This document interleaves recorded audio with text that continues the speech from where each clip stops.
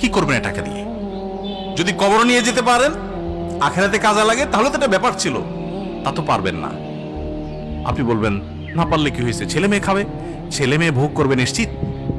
বহু মানুষ সম্পদ রেখে চলে গেছে, তার ছেলে মেয়েরা ভোগ করতে পারে নাই, হাতে বুতে অন্য মানুষ খেয়ে ফেলছে, আছে না নাই? সবচেয়ে বড় হতভাগাকে জানেন?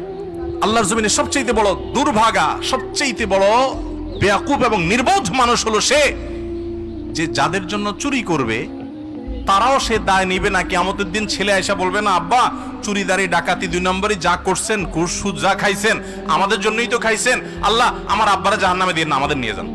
বলবে না ভাই, কোরআন বলেছে ইয়াউমা ইয়াফিরুল মারউ মিন আখিহি ওয়া উম্মিহি ওয়া আবিহি ওয়া সাহিবাতিহি ওয়া বানি। সন্তান বাপকে দেখে মাকে দেখে পালাবে, যে না জানি আজকে কোনো কিছুর জন্য ধরে। সবাই ইয়া নাফসি নাফসি করবে, যাদের জন্য চুরি করবেন ওরাও দায় নিবে না আপনার মতো।